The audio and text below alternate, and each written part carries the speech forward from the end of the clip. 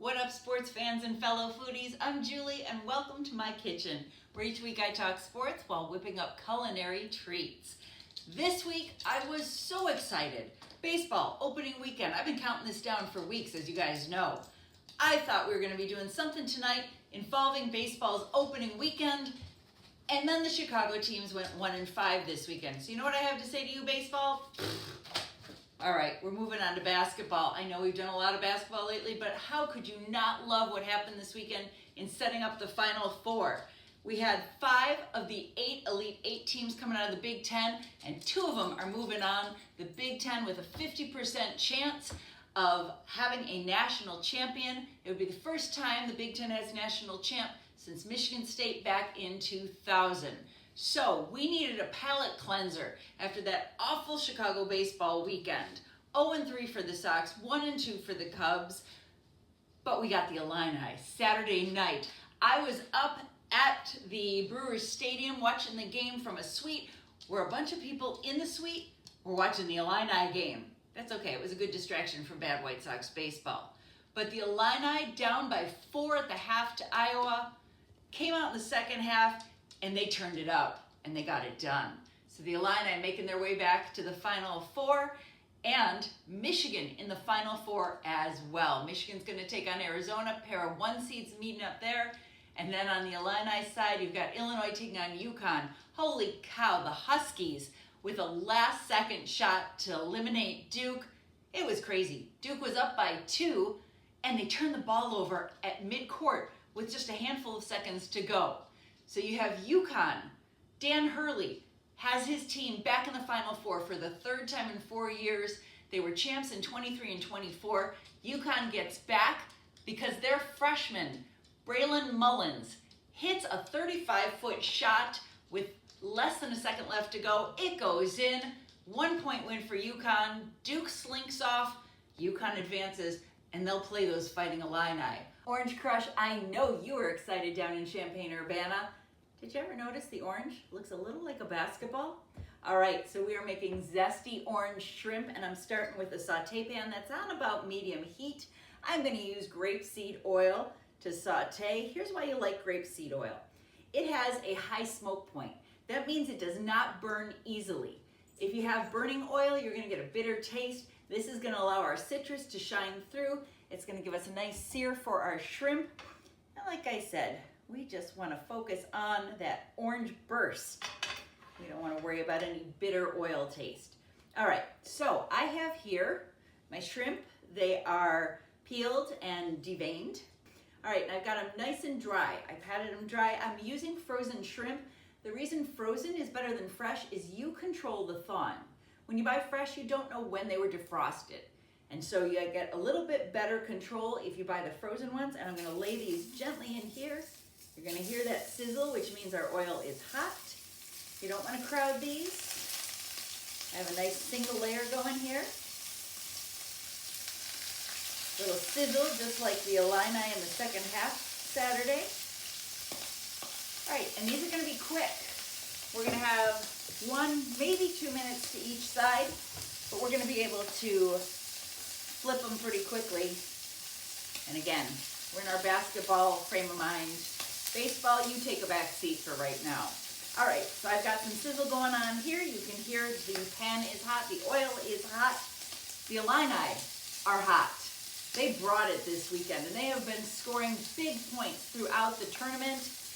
And they're going to meet up with a UConn team that, again, was a surprise at the end of the game after being down 19 points. The first time a number 1 seed has allowed a team to come back from a 19-point deficit. It's something like 134-1.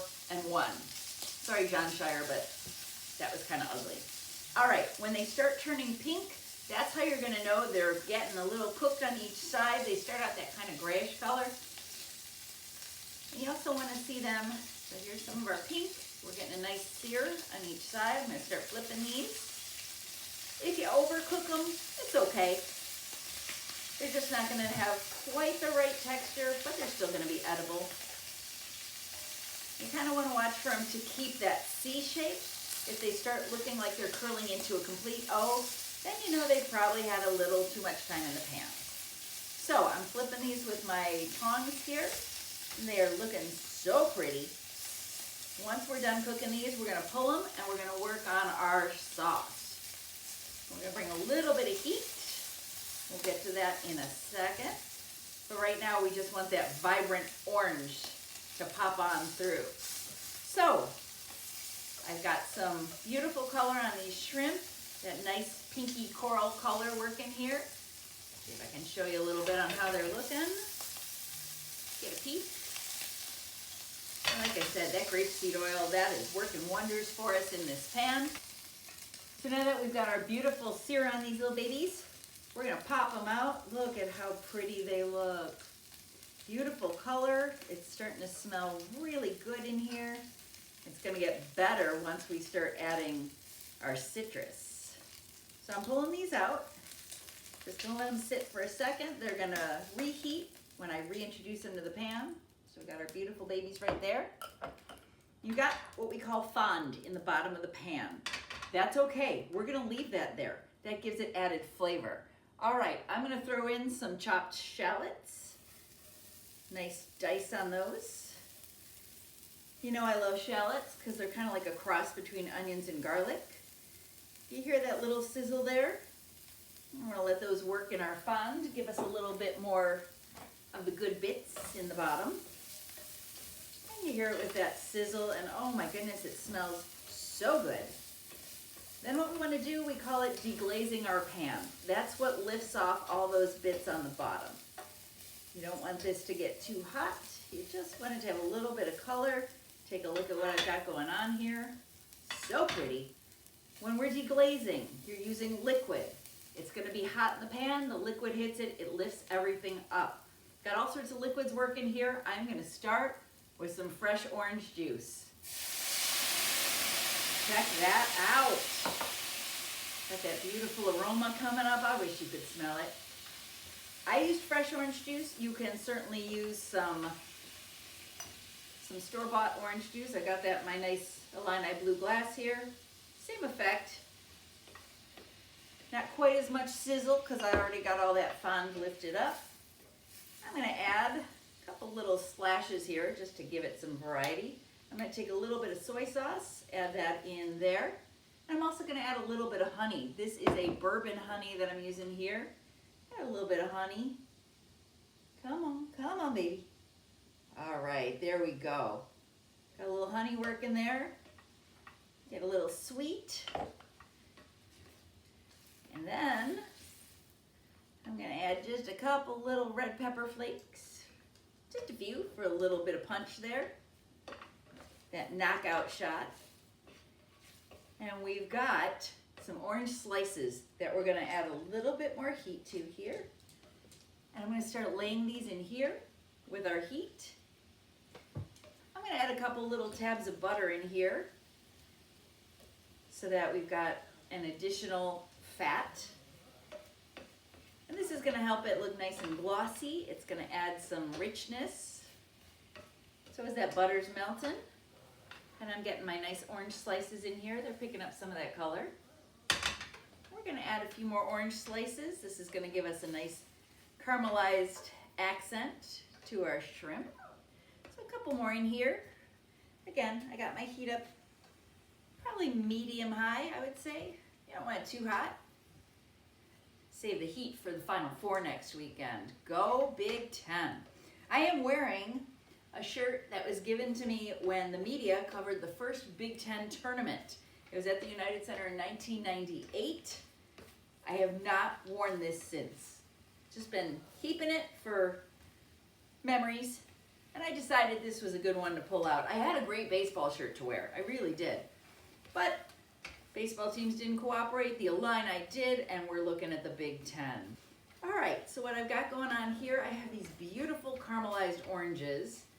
They're getting some nice color on them. That butter is helping to make them nice and glossy, so if you can kind of see here.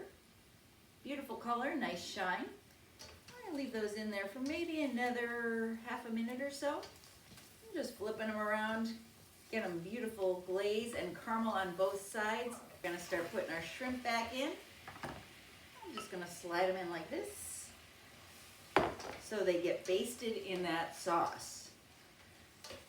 Oh, Illinois fans, I know your mouth is watering at the thought of taking down UConn next weekend. How about this? It's 36 years since Christian Laettner hit that shot for Duke that sent UConn packing. A little bit of revenge now for the Huskies. This is looking and smelling delicious. I'm going to add a little bit of orange zest. So boy, did we use everything here. We took our orange, we zested it. I've got some zest. I sliced it, squeezed the juice. I also took an additional orange to make our orange slices. So we used every bit of that orange sensation. I'm going to take this and sprinkle it in here just like the confetti that will hopefully be falling on the Illini next weekend. Or Michigan. Can't be the Illini. I'll take the Wolverines. Big Ten pride. Last thing I got going on here, we're going to add the pizzazz, just like the Illini did in the second half. Do you realize they went on an 8-0 run to close the game? They held Iowa without a basket, without a point for the last 2 minutes leading into the final. All right, what I got going on here, I got a nice hot pan. I'm going to introduce a little bit of alcohol. I'm using Grand Marnier, which has an orange flavor. You just want something that's at least 80 proof. That's going to make it flammable. You can use Cointreau, which also gives you some orange, triple sec. I'm going to go with the Grand Marnier. So I'm going to add a little bit into our pan here. All right, maybe more than a little bit. Let that sizzle in there for a second, and then we're going to flambe. There we go. The heat is on, Illini fans. This is going to simmer down in a second here, so don't worry too much. We're just going to kind of tip it. Give it a second to quiet down. You got some blue flames in there too. So a little blue and orange for the Illini. What I'm going to be serving this with, I've got a lovely fruited rice here. It's got some scallions, some mandarin oranges, some golden raisins. All right, here's what we got in our pan. Look at that caramelization. Our fire did die down. Told you not to worry about it. I'm going to go ahead and take that off the heat. And we are going to layer this over our beautiful rice here for serving purposes. We're going to start with our shrimp. Just going to gently layer those in there. Beautiful color. And we've got our oranges to go for our garnish. Here are my beautiful caramelized oranges. So I'm going to slide these out. And we're just going to kind of layer them. Make them look pretty here over the top. And you can bring this right to your table looking just like this. Going to have that wow factor already. Got a couple more oranges in here. I'll get to those later. But if you really want to be fancy, you can go ahead and add a couple blueberries for garnish. So you go with your blue and orange for the Illini. But it smells pretty. It looks pretty. And of course, it's going to taste delicious too. Can't wait to see what happens next weekend in Indianapolis. And we're going to go ahead and have our own little feel-good story here. All right, I'm Julie. Thanks for joining me in my kitchen. I hope there's better baseball around the corner. But in the meantime, we're going to keep watching those hoops. And we're going to go enjoy this right now. I'll see you next time in my kitchen.